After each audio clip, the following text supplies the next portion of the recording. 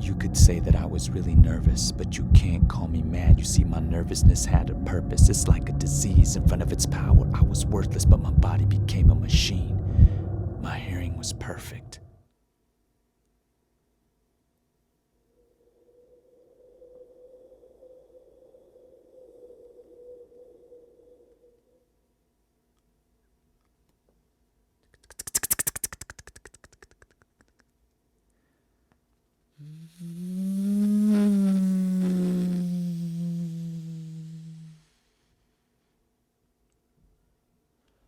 I heard all things in the street, on my turf, in heaven, but the loudest sound was as hell on earth. But still I'm calm, I hope you're taping this now. I ain't making it up, and I'm about to break it down.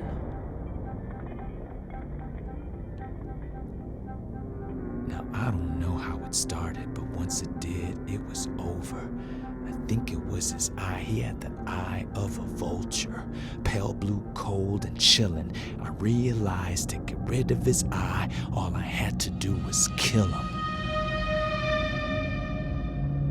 This part's amazing. You think I'm crazy? Then how did I make a plan more elaborate than the mazes? My intention was never wasted. I was nice to him the week before I killed him so that no one could trace it. I'm sure no one noticed me. I played it incognito, even helped him with his groceries. It was all love. I didn't hate the man. I even changed his light bulb. I was a grateful hand. But for 7 nights in a row around midnight, I'd crack his door, oh so just right. Creep my head into the crevice like it's skin tight, and set the flash in my hand to have a dim light. Slowly and quietly, I'd shine the light on his face to make sure he wasn't eyeing me.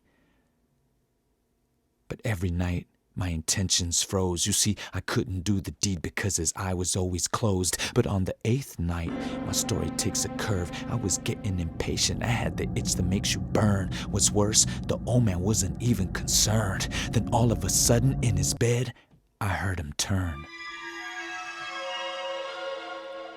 You might think I got scared, but I played it off. 'Cause the last 7 nights he didn't wake at all. I was about to flip the switch on my flash. My grip slipped, it fell and crashed. He sprung up fast. Who's there? He cried out.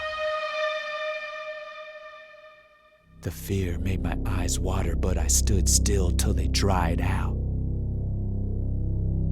Patient and still, I waited for a sound, but I never heard him lie back down. It seemed like time froze. The clock stopped working. I knew he was up in his bed, wondering what was lurking. Probably thought it was the blowing through the curtains or a mouse. But he didn't know for certain. Then out of the silence, I heard a muffled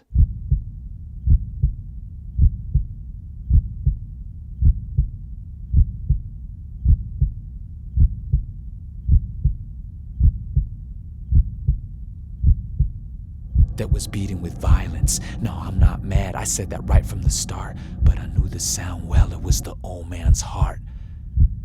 A beat so bumping in my head, like the drum that stimulates a soldier marching into death. It grew louder every second. His horrid eye forced my hands into weapons. The old man's hour had come. With a loud yell, I flipped the switch and ran into his room. He shrieked once only. Then I beat him with my bare hands like he owed me. Here is something you can't understand. How I could just kill a man. Here is something you can't understand. How I could just kill a man. Here is something you can't understand. How I could just kill a man.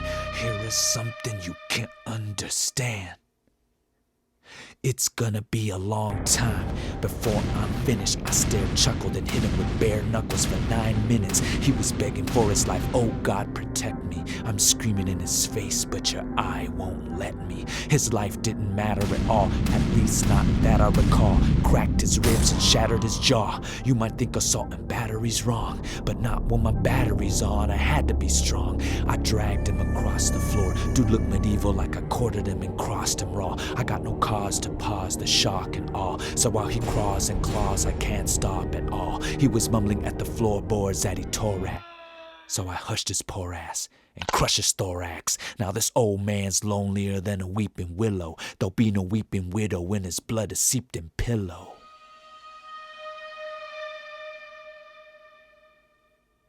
You would think it would stop right there. But I swear, I kept hearing.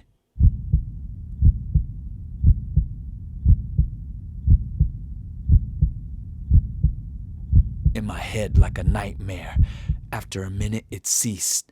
The old man was deceased, and I could finally live my life in peace.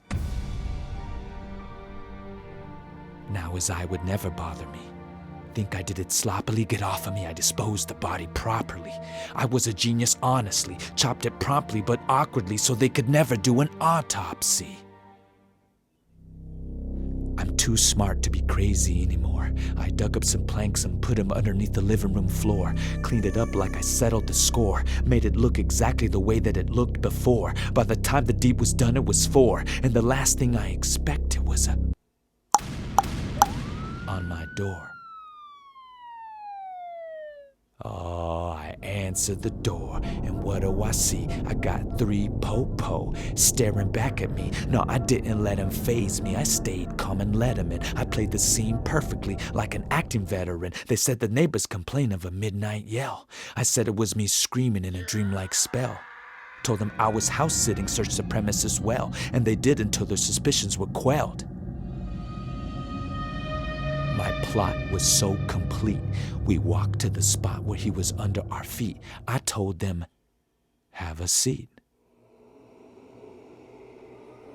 We talked for a while, till it was out of style. I swear they had stories that were longer than the Nile, but soon enough, I had wished them gone. Something was really wrong.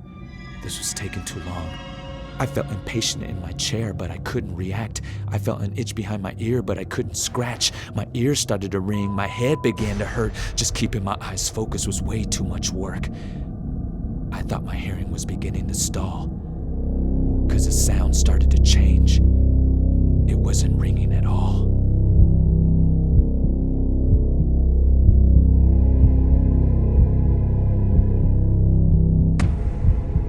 The sound grew and grew.